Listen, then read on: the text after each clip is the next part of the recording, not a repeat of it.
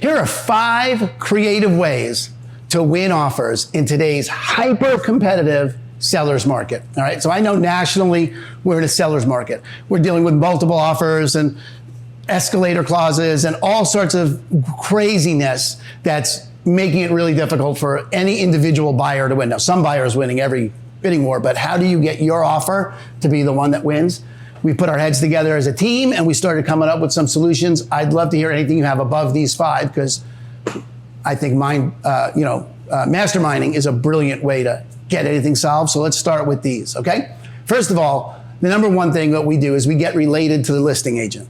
I mean, we talk to them on the phone if possible. If they're the kind of person that will pick up the phone, we want to talk to them, get related. We want to find out what they want, what their seller wants, anything that's not listed in the listing. Did they leave instructions? We want to have read all the instructions. We want to make ourselves really useful to the listing agent, which includes online stalking them. I don't really like the word stalking, but it works. LinkedIn, Google them, find out who they are, what they like. Do we have anything in common? I've met people that share time in New Mexico, so I can talk green chili with them. You meet, anything to get yourself related to that agent, so that agent has positive thoughts about you and doing business with you. Because if the deal is close, you're going to want to have that edge, to have the listing agent think of you well. All right. So anything like that is going to make a difference, including finding out how that agent wants to be communicated with.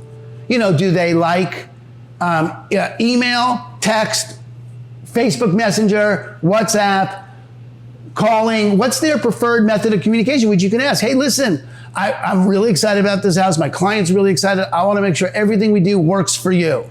How do you prefer we communicate? Would you like me to call you, text you, email you? What is the most convenient for you? So you make yourself into a partner with that agent, and you're not on the opposite side of a deal. You want to stand shoulder to shoulder with that agent, looking at how can we get this deal done for their client.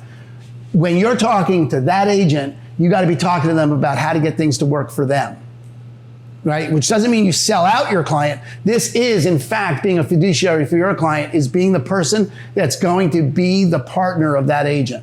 Makes an enormous difference, right? The flip side of that, and I'll just say it out loud, don't be a jerk. Don't make things harder for the agent. People that send me 16 different, I've had offers that come in and every page is a different PDF. Are you kidding me, man? Are you kidding me? You're putting in an offer that has 16 different files on it? No. I'm not going to spend the next 30 days with you. So, if it's close, you want to be a friend of the agent, all right? Second, in that conversation with the agent, find out what the seller wants.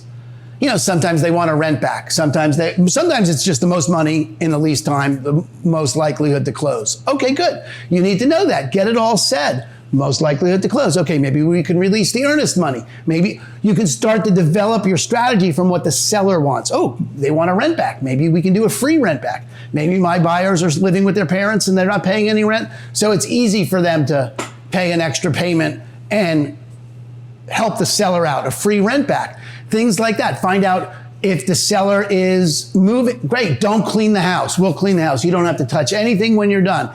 Anything you don't want, leave there. You don't want the piano, no problem. We will take care of it. Make it easy for the seller. Find out what the seller wants and provide that, okay? All different ways you can give yourself a slight edge.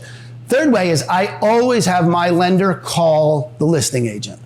I copy the lender and my transaction coordinator in the email. We write a really nice cover letter highlighting the points of the deal. So it's super clean for the agent, right? So that everything is in one transaction. They can see all the high points, the price, the escalator, how much it goes up by, closing date, all the different things that I think are the selling points of my offer in the email. Plus I copy the lender in it and my transaction coordinator, and I make sure they know that my team, my lender, my transaction coordinator, are standing by to make this a seamless transaction for them and their client. Why? Because I want to work with someone who's got a transaction coordinator that's right there. I want to work with someone where if I can see that the lender is going to call me as a listing agent, it takes one thing off my plate.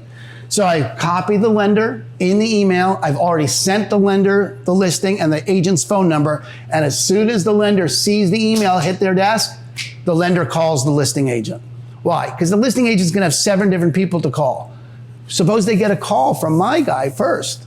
Okay, well, that sticks in their mind when they go to review offers with the seller. This client, these people are really easy to work with.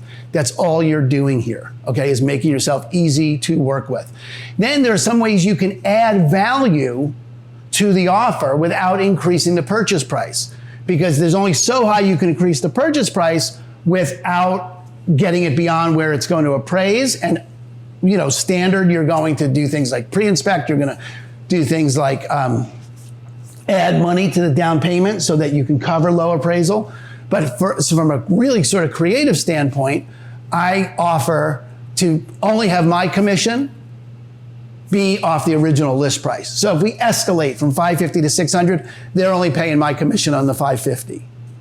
I can offer that. I'm still getting paid. I just don't need to get paid every single dime that there was to get. I don't need to get blood from a stone. Why? Because if I don't get the deal, I don't get paid at all. So I can offer my commission back on the original listing price. It has my offer stand out. It has it be cheaper for the seller. It costs my buyer nothing. And I look like the hero to my buyer. I look like a really easy person to work with for the seller. Doesn't save the seller a ton of money, but it saves them a dime. It's worth it, right? So that's number 4. And the 5th one is I sometimes have my sellers offer to pay, I have my buyers offer to pay the seller's closing costs. You know, $5,000, $10,000, $15,000 of the seller's closing costs. Why? Because it adds value to the deal regardless of where the appraisal falls. So even if it fully appraises, they're still getting an extra $10K out of me. If it appraises low and my additional down payment covers it, they're getting an additional $10K out of me.